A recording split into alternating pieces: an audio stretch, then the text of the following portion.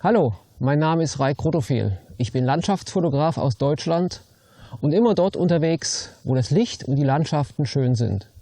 Das kann auf den Lofoten sein in Norwegen, das kann auf Teneriffa sein, Namibia, Seascape, überall, wo es mich hinzieht, bin ich in meiner Landschaftsfotografie zu Hause. Heute habe ich was Besonderes für euch hier. Ich habe die neue Pentax K3 Mark III am Start. Ich konnte die Kamera hier 3 Wochen vor Neuerscheinung testen. Pentax hat mir die Möglichkeit gegeben, mit dem 1118 zusammen die Kamera hier in meinem Heimatgebiet im Pfälzerwald zu testen. Ja, für mich ist die Fotografie eigentlich etwas, was ich spüren will, was ich fühlen will mit allen Sinnen. Dazu gehört die Haptik, dazu gehört mein Gehör, das Riechen und das Fühlen einer Natur und einer Location. Ja, wie ist der erste Eindruck? Der erste Eindruck auf mich ist, wir haben hier eine APS-C-Kamera neu auf dem Markt in einer sehr anmutigen Schönheit, sehr alt, oldschool würden manche sagen.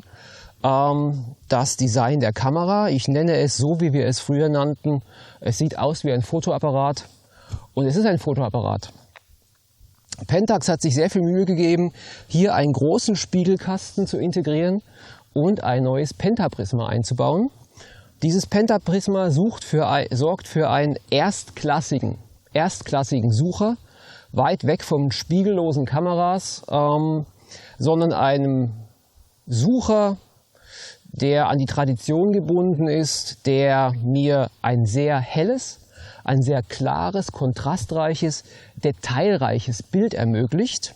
Das heißt, ich kann also hier wirklich mit meiner Landschaft interagieren. Ich sehe alles, was ich sehen muss. Störende Bildelemente kann ich ausblenden. Äste, Zweige, die hineinragen. Alles, dieser helle Sucher ermöglicht mir also alles, was stört, sofort auf Anhieb zu erkennen. Das Weitere, was wir hier bei der Kamera jetzt neu finden, ist auf der Rückseite ein Joystick. Dieser Joystick bietet mir die Möglichkeit, die Autofokuspunkte einzeln anzuwählen, zu verschieben. Ich kann allerdings auch in der Bildwiedergabe im Bild hin und her mich bewegen oder ich kann durch Gesten von einem Bild zum nächsten wischen. Neu integriert bei der Kamera, was wir von der K1 kannten, ist das Multifunktionsrad. Das heißt, wir haben also hier oben ein drittes Wählrad hinzubekommen. Über die sogenannte Smart-Funktion kann ich also über diese SNFN-Taste und dann auf der Rückseite hier also eine dieser Smart-Funktionen auswählen. Die Smart-Funktionen sind natürlich auch frei programmierbar, das heißt, ich kann mir das so belegen, wie ich das eigentlich an meiner Kamera einstellen möchte. Ich für mich persönlich habe hier die ISO-Anwahl draufgestellt, das heißt, ich kann hier oben sehr schnell und sehr einfach und sehr bequem die ISO verstellen. Ja, eine Kamera sollte über ihr optisches Erscheinungsbild eine gewisse Wertigkeit transportieren. Die Kamera ist aus einer Magnesiumlegierung und Pentax hat es geschafft, dieser Kamera diese Wertigkeit also auf den Leib zu schneidern. Hier eine wirklich sehr schöne Kamera, die von ihrer Bauart aber trotzdem sehr kompakt ist, herzustellen. Kommen wir zu dem Kompakten. Die Kamera hat auf der Rückseite jetzt ein schönes Display, ein großes, klares Display. Es ist nicht schwenkbar, es ist nicht klappbar. Das ist dem geschuldet, dass Pentax also als Maxime für die Kamera hatte, eine kleinere, kompaktere Kamera zu bauen. Und durch diese Reduzierung, dass der Monitor also nicht oder das Display nicht herausklappbar ist, konnte die Kamera schmaler und kompakter gebaut werden. Die Kamera liegt sehr gut in der Hand, das heißt, wenn ich sie vom Stativ runternehme, sie hat hier also wirklich einen sehr schön geformten Griff, der liegt wirklich ergonomisch. Alle Knöpfe sind also schnell und einfach zu erreichen. Selbst wenn ich die Kamera vor dem Auge habe, kann ich also wirklich alle Knöpfe gut erreichen.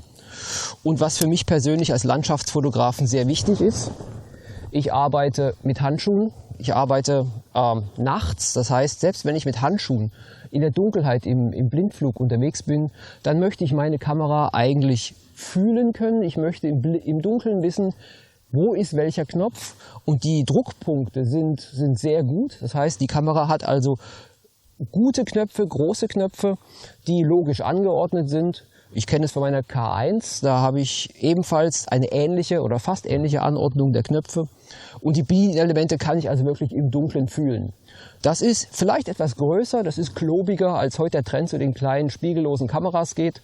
Damit kann ich persönlich nicht arbeiten, das würde mich in den Wahnsinn treiben.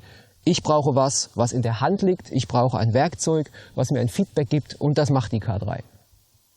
Kommen wir zum nächsten Punkt, die Bildqualität. Das, was für uns Fotografen und für euch, die euch den Film anschaut, mit Sicherheit sehr wichtig ist, was liefert die Kamera ab? Die Sensoren entwickeln sich immer weiter, und so hat Pentax hier einen neuen Sensor eingebaut. Wir haben eine Auflösung von 26 Megapixel. Auf einem Sensor, einem BSI-Sensor, der rückseitig beleuchtet ist, was also eine bessere Bildqualität bringt, höhere Auflösungen bringt. Ich konnte die Kamera also wirklich in Gegenlichtsituationen testen, und hier in meinem Heimatregion zum Schnee war ich hier unterwegs und habe so eine Gegenlichtsituation mit Bäumen gehabt und tiefstehender Sonne, und ich bin bei solchen Situationen immer sehr, sehr vorsichtig und nehme lieber 2 oder 3 Shots mit, so mit 2/3 Blenden Abstand. Und final am Rechner musste ich feststellen, der Motivkontrast war groß, aber der Dynamikumfang der Kamera ist ebenfalls sehr groß. Ich konnte also eine dieser 3 Belichtungen, die mittlere Belichtung, nehmen. Die hatte ausgereicht, ohne dass ich da viel Exposure Blending machen musste. Wir haben hier einen Dynamikumfang, den ich so mit der K1 vergleichen konnte. Die habe ich ja im Rucksack dabei. Die hatte ich bei vielen Situationen dabei. Ich bin der Meinung, bei ISO 100 ist der Dynamikumfang ähnlich, gleich auf, unter Umständen vielleicht ein Hauch über der K1. Die K1 hat bei ISO 100 14,5 Blenden. Das ist so mein subjektives Gefühl, was ich hier von dieser Bildqualität habe. Wir haben sehr schöne, feine Details in den Bildern drin, und wir haben eine sehr gute ISO-Performance.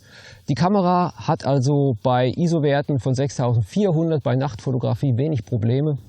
Ich habe Bilder gemacht hier bei mir im Pfälzerwald auf einem Felsen vor ein paar Tagen mit ISO 10.000. Absolut easy, ja, es rauscht leicht, aber das lässt sich gut reduzieren oder rausrechnen über Lightroom, über das Entrauschen-Modul. Die Auflösung ist immer noch okay. 16.000 bis 32.000 ISO sind machbar, wobei bei 32.000 ISO ist natürlich das Bildrauschen stark, die Details lassen stark nach, aber, und das ist mir persönlich wichtig, mir geht Motiv vor Technik. Das heißt, ich kann also mit diesen hohen ISO-Werten ein Landschaftsbild machen, was ich mit einer anderen Kamera nicht machen könnte. Ich kann zum Beispiel mit ISO 32.000 oder ISO 40.000 und einer sehr kurzen Verschlusszeit Polarlichter fotografieren. Ja? Das heißt, ich kann also eine Aurora, die wabert, mit 1 oder 2 Sekunden Verschlusszeit noch festhalten. Kann eventuell sogar die Blende schließen für mehr Schärfeausdehnung im Bild und kann das Ganze, wie gesagt, dann mit einem hohen ISO-Wert realisieren. Das heißt, ich habe mein Bild, was ich sonst nicht hätte. Ja, es gibt nicht mehr viel zu sagen, außer guckt euch die Kamera an. Wenn sie euch interessiert, Fotoläden, ja, es ist so ein bisschen schwierig, Fotoläden zu bekommen, aber ich denke, der eine oder andere kann euch so eine Kamera mit Sicherheit mal zuschicken. Es lohnt sich, es ist wirklich, ich bin begeistert, ich bin wirklich überrascht, was diese kleine APS-C-Kamera kann. Meine letzte APS-C-Kamera hatte ich 2012, das war eine Canon 40D. Gut, das sind natürlich Quantensprünge jetzt in der Entwicklung. Ich fasse das zum Schluss mal einfach so zusammen, dass der Film nicht so lang wird. Ich könnte jetzt an irgendeinen Getränkeautomat gehen, könnte da einen Pappbecher drunter stellen, könnte einen Euro reinschmeißen und könnte auf Cappuccino drücken. Es würde mit Sicherheit ein schwarzes Heißgetränk rauskommen, was ein bisschen eingefärbt ist. Ob das den Namen Cappuccino verträgt oder ob das den Namen Espresso verdient, das wage ich zu bezweifeln. Ich persönlich für meinen Fall habe seit vielen Jahren zu Hause eine Siebträgermaschine, eine Bezzera aus Italien, weil ich nun mal italienischen Espresso liebe. Die erste Raststätte nach der Schweizer Grenze ist meine. Da gibt es den ersten Espresso, woanders kannst du das Zeug nicht trinken. Das heißt, ich gebe mir die Zeit von 20, 25 Minuten. Es ist mir wert, die Maschine aufzuheizen. Ich habe eine Mühle, ich male, ich tempere. Ich schaue, dass die 25 Milliliter in diese 25 Sekunden wirklich durchlaufen, ich eine schöne Creme habe. Und so ist es mir bei der Fotografie. Ich möchte die Fotografie auch fühlen. Ich möchte nicht nur durch irgendeinen Plastikbecher durchschauen und den Auslöser drücken. Hier haben wir übrigens ein sehr, sehr schönes Auslösegeräusch. Das ist wirklich, ich gebe euch das mal ganz kurz, bevor ich jetzt noch weiter schwalle, weil mir das gerade einfällt. Ich gehe mal übers Lavalier-Mikrofon hier oben ran.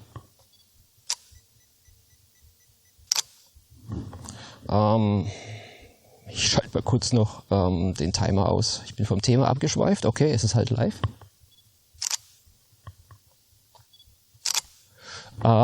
Irgendwas mit 11 Bilder pro Sekunde schafft sie übrigens. Autofokus ist auch besser geworden. Das nur ganz kurz. Ja, mir ist es wichtig, dass ich mir Zeit lasse beim Fotografieren, dass ich die Fotografie fühle, dass ich von meinem Arbeitsgerät ein Feedback bekomme, dass ich ein stabiles, outdoor-taugliches Fotografiergerät habe, eine stabile Kamera, mit der ich mal im Regen stehen kann, mit der es schneien kann, die mir im Worst-Case-Szenario auch mal wirklich vielleicht aus dem Rucksack runterputzeln kann, ohne dass ich sie gleich zusammenkehren muss. Das kenne ich alles von der Pentax K1, da bin ich extrem verwöhnt. Und die K3 wird euch nicht enttäuschen. Im Anschluss hier an den Film, und wenn euch der Film gefallen hat, ihr könnt bei YouTube gerne mal einen Daumen nach oben nehmen. Ihr findet noch weitere Filme von mir auf YouTube, eigentlich sehr viele Sachen von denen, wo ich unterwegs bin. Wenn euch das gefallen hat, lasst einen Daumen oben, schreibt was in die Kommentare rein. Im Anschluss an diesen Film werde ich euch noch ein paar Bilder dranhängen mit ein bisschen Musik, was ich so in den letzten Tagen mit der K3 hier gemacht habe. Und wünsche euch bei eurer Fotografie viel Spaß, genießt es, egal welcher Kamera ihr fotografiert. Habt Spaß, wir sehen uns, macht's gut, euer Reik.